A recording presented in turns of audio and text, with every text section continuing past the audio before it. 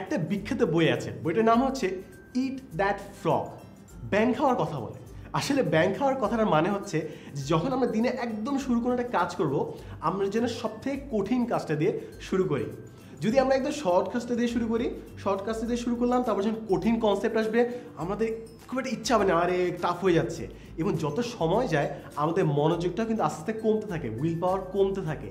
সবসময় যেন আমরা মনে রাখি আমাদের উইল পাওয়ার কিন্তু একটা লিমিটেড রিসোর্স, এটা কিন্তু আস্তে আস্তে ক্ষয়ে যেতে থাকে।